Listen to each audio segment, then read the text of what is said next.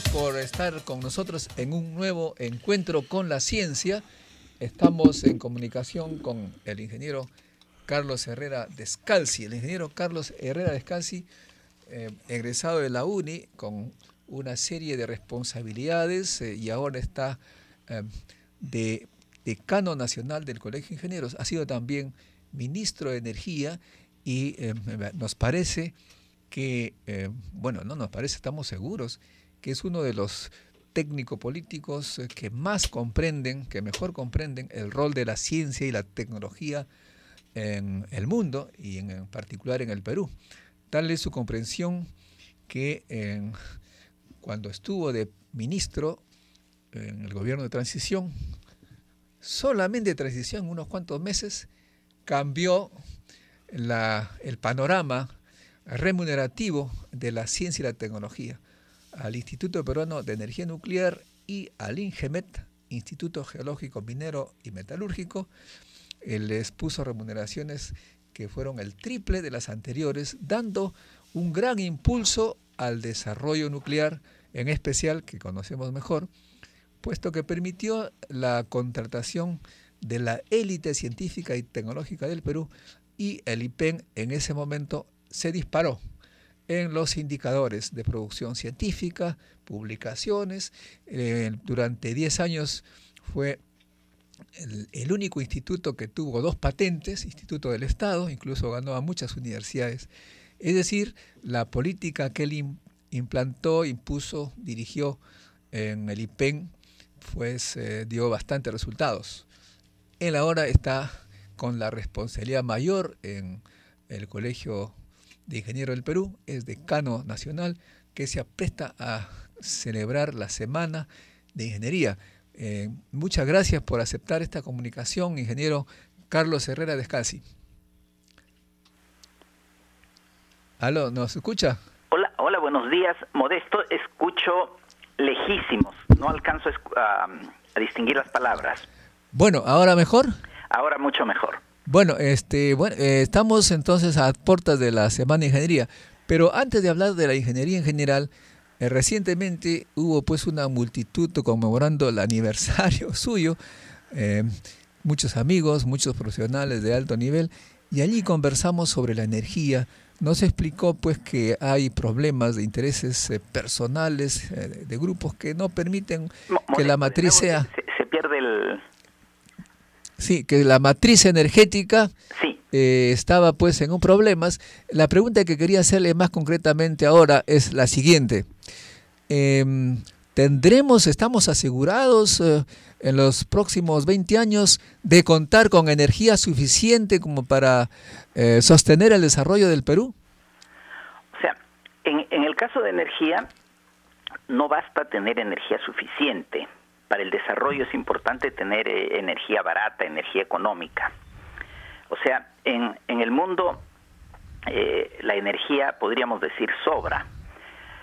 Solamente la 10.000ª parte de la energía solar que impacta sobre la Tierra es suficiente o sería suficiente para abastecer la demanda mundial de energía.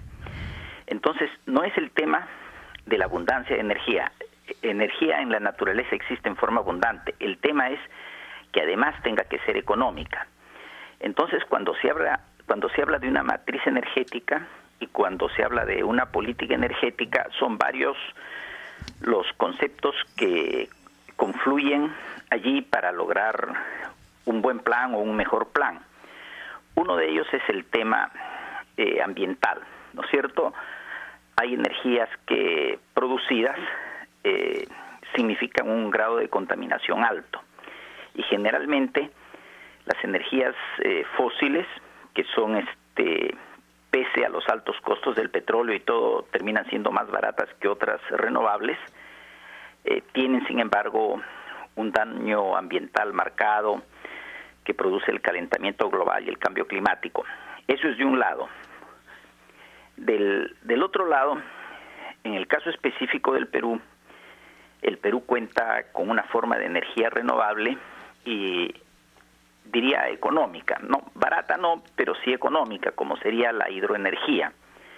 Entonces, cuando uno mira cuáles son las opciones de energía conocidas que tiene el Perú tiene como grandes fuentes hidroenergía, que es renovable, y gas natural, que es no renovable.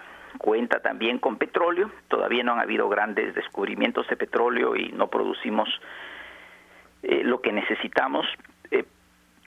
Si pudiéramos consumir toda nuestra producción, todavía tenemos que importar más del 50%. Y en carbón las cifras que se conocen son pequeñas, y sí hay en energía nuclear hay posibilidad de tener recursos, pero la energía nuclear al mismo tiempo pasa, más que por los recursos de uranio, pasa por tener la capacidad tecnológica y económica para desarrollar algo. Entonces, si miramos el contexto del Perú, hay todo un conjunto de energías, hay una participación de energía solar, de energía eólica, hay opciones futuras de tener geotermia, pero hoy en día las dos fuentes importantes significativas son el gas natural y la hidroenergía. Teniendo hidroenergía, siendo la hidroenergía renovable y siendo que el gas natural se utiliza en las 2/3 partes en producción de electricidad, lo razonable, lo inteligente para el país habría sido maximizar la participación de la hidroenergía y complementar lo que falta con gas natural. Entonces, por ejemplo, un 75%, 80% de hidroenergía y un 15 a 20% de gas natural en electricidad le hubieran representado al país una duración de sus recursos de gas natural suficientemente amplia en el tiempo, larga, que le dé el tiempo suficiente para descubrir y poner en valor otros recursos, aún en el propio gas natural. Pero en los 10 años que lleva la explotación de Camisea, el gas natural ocupa ya prácticamente el 50% de la producción eléctrica. También está en otros sectores en los que el sector residencial, donde es importante, yo diría es muy importante, el sector transporte, donde también es muy importante porque sustituye derivados del petróleo en ambos, es decir, para el ama de casa, para el consumo residencial, evita cuentas de petróleo que están vinculadas al GLP, al gas licuado del petróleo, y que cuando están vinculadas al gas natural son mucho menores. Y para el transporte, por lo menos el transporte dentro de la ciudad, permite usar también cuentas vinculadas al gas natural y no al petróleo, que sería el caso del uso de diésel o de gasolina. Allí está bien aplicado. En el sector eléctrico, que es el gran consumidor del gas natural, lo natural habría sido lo inteligente por el país, lo sensato, pensando en las generaciones venideras, habría sido extender la vida del gas natural con una mayor participación de la hidroenergía y una menor participación del gas natural. Sin embargo, el resultado de los últimos 10 años es que el gas natural en la matriz energética ha penetrado en el 50% en la electricidad. Incluso estamos haciendo instalaciones para consumir gas natural que van a tener que operar con petróleo en el norte y en el sur del país, y que las dos están a la expectativa de que llegue el gas natural, y en estos momentos no está identificada la fuente de gas natural que las va a satisfacer. Y eso sí debería demandarnos una pregunta importante. Cuando uno analiza la economía del Perú de estos 10 últimos años, el crecimiento que ha tenido el Perú, crecimiento que ha sido muy importante y que ha cambiado la cara del país, hay varios hechos que han confluido y que han permitido eso, ¿no? De un lado, ha sido el alto precio internacional de las materias primas, especialmente de los minerales, donde el Perú es un país muy rico en minería y que ha crecido mucho en la exportación de minerales. Eso de un lado. Pero de otro lado, esa explotación de minerales y ese crecimiento en otros sectores de la economía no habría sido posible si no hubiera podido contar con una respuesta rápida y barata de energía, y eso ha sido Camisea. Las reservas de Camisea, sin embargo, se han consumido muy rápidamente. Se calcula que, no en gas, pero sí en los líquidos, que este año de repente el yacimiento en la producción llega a su tope, y en los próximos años en producción de líquidos puede comenzar a declinar si es que no hay otros campos. No es lo mismo con el gas natural, porque parte del gas natural que se extrae se reinyecta. Pero siempre todos estos temas a uno le plantean incógnitas y problemas dentro de los próximos 5 años. Y en energía, las inversiones son tan grandes, los plazos son ahora tan extensos, porque a los plazos que ya eran extensos y que se derivaban de largos procesos de financiamiento y de largos procesos de construcción con inversiones muy grandes, ahora hay que agregarle plazos igualmente largos o más largos que devienen de temas sociales y ambientales. Entonces, los temas de energía, para mirarse con tranquilidad, deberían resolverse con una anticipación de 10 años. Muy bien, ingeniero, muchas gracias, pero por favor, ¿no? le rogaría que se mantenga en línea para hablar en el siguiente bloque sobre la energía, la ingeniería en el Perú. Antes, pues, a puertas de la Semana de Ingeniería, que son celebraciones en varias provincias. ¿Nos espera? Por supuesto. Gracias, amigo, por seguir con nosotros. Estamos conversando con el ingeniero Carlos Herrera Descalzi, decano nacional del Colegio de Ingenieros, quien nos ha brindado el honor de contar con su intervención en este programa. Encuentro con la Ciencia, ingeniero Carlos Herrera Descalzi. Ahora me gustaría escuchar sobre la ingeniería en el Perú. ¿Cuál ha sido el rol de la ingeniería en el Perú hasta este momento? Los puntos más resaltantes, por favor. Sí, con mucho gusto. O sea, el rol de la ingeniería es en todo caso, el ingeniero lo que hace es construye la infraestructura que le hace falta al país, ¿no? O sea, la labor de la ingeniería es construir obras civiles, construir máquinas. Construir está vinculada a todo un ciclo que pasa por una parte de concepción, de diseño, de cálculo, luego la construcción propiamente dicha, luego la operación, luego la conservación o mantenimiento, y finalmente, cuando el ciclo de vida de una obra ha concluido, su desmantelamiento y su cierre, ¿no? Entonces, la ingeniería está vinculada a este tipo de actividades. La ingeniería es la capacidad de un país para hacer cosas. Entonces, la ingeniería, el que un país cuente con una ingeniería competente y con una ingeniería capaz de resolver sus problemas, es bastante importante. Es, yo diría, de interés nacional. Esa ingeniería se acumula en los profesionales que ejercen la ingeniería, así como en paralelo sucede lo mismo en otras profesiones. Sucede esto en ingeniería, y estos profesionales se agrupan hay casos que están agrupados por grandes empresas, hay casos en que están en medianas, pequeñas empresas, casi de carácter individual, donde prestan servicios.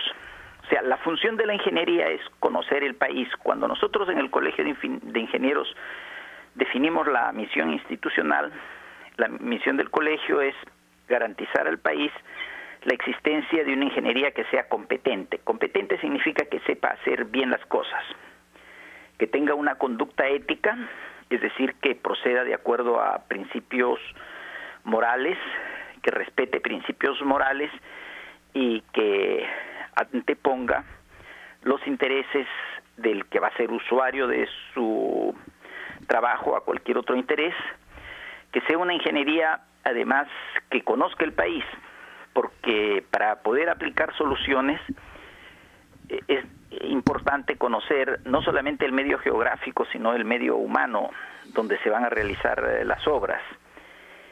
y finalmente una ingeniería comprometida con el país, ¿no? Ese es el perfil que se le asigna al ingeniero. Si hago un recuento de la historia de la ingeniería del país y me remonto a los primeros años de la República, entonces después de que el Perú pasa a ser una república independiente luego de la gesta libertaria, entonces sus gobiernos se encuentran con que tienen que realizar obras.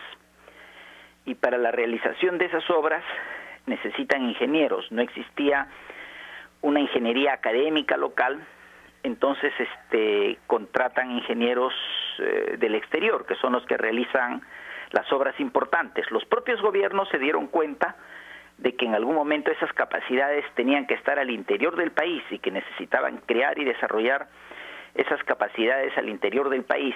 Y es así como se crean dos escuelas de ingeniería importantes, lo que hoy es la Universidad Agraria y lo que es también hoy día la Universidad Nacional de Ingeniería. En el primer caso es Jorge van der Gen, belga, quien viene y es el que conduce a la Universidad Agraria en este desarrollo, y en el segundo caso es Habich, Eduardo de Habich, quien viene y es la primera persona que tiene a su cargo a la Universidad de Ingeniería. Entonces, a partir de allí se desarrollan las primeras ramas. En el caso de la Universidad de Ingeniería fueron la ingeniería civil y la ingeniería minera, y después de eso se han ido derivando otras ramas conforme la especialización ha ido aumentando y las necesidades de especialización han ido creciendo. Con el correr del tiempo, la ingeniería ha necesitado cada vez más del soporte científico. O sea, la base de la ingeniería en sus distintas especialidades es o las ciencias agrarias, o la física, o la química, y con un fundamento muy sólido en matemática. O sea, es matemática como lenguaje para abordar las otras tres ciencias, y sobre esas otras tres ciencias construye las disciplinas que tienen que ver con la ingeniería, más actitudes, tareas que son propias del ingeniero. Para el Perú, el interés de tener una ingeniería desarrollada es la capacidad interna de resolver sus propios problemas, de acometer sus propias obras, que es lo que al mismo tiempo le genera valor agregado en todos sus procesos productivos. Ahora finalmente, ingeniero Carlos Herrera Descalzi, ¿cuáles son los puntos fuertes que usted nos puede anunciar para la Semana de la Ingeniería en el Perú? Bueno, el día central del Colegio de Ingenieros es la fecha de su creación, es el 8 de junio, pero las actividades se realizan a lo largo de una semana. Entonces, el Colegio de Ingenieros tiene un Consejo Nacional cuya sede está en la Avenida de Arequipa y tiene 28 consejos departamentales. Uno de esos 28 consejos departamentales es el de Lima. Entonces, en Lima, la ciudad de Lima es sede tanto del Consejo Nacional como del Consejo Departamental de Lima. Hay dos comisiones en cada consejo que han coordinado las actividades y nos hemos repartido las tareas. Entonces, las actividades pasan por actividades primero recordatorias, es como una renovación de la fe. Hay un acto litúrgico, hay actividades cívicas como el izamiento del pabellón nacional, hay actividades culturales, va a haber una actividad de música cultural en el auditorio del Colegio Santa Úrsula, y hay por supuesto actividades vinculadas a la ingeniería. Se va a tocar el tema de ingeniería civil en lo que tiene que ver con sismos y desastres, y también hay una ceremonia de reconocimiento y de premiación a aquellos ingenieros que por su trayectoria se han hecho merecedores a ello, y eso se realiza durante el acto central del Colegio de Ingenieros. Por otro lado, en los consejos departamentales fuera de Lima, muchos de ellos han preferido iniciar la semana hoy día y concluirla más bien el día 8, ¿no? Entonces hay una parte donde se comienza el 8, que es el caso de Lima, y hay otra parte donde comienza hoy día y termina el día 8, y todos realizan actividades semejantes, actividades paralelas. En muchísimos de ellos hay desfile de los ingenieros. Bueno, muchas gracias, ingeniero Carlos Herrera, decano nacional del Colegio de Ingenieros, y le deseo pues unas buenas 2 semanas de celebración en Lima y en todas las provincias del Perú. Muchísimas gracias al doctor Modesto Montoya, a Radio San Borja, y mi felicitación por un programa abierto a la ciencia y a la tecnología. Muchas gracias. Hasta un próximo encuentro con la ciencia. Muchísimas gracias.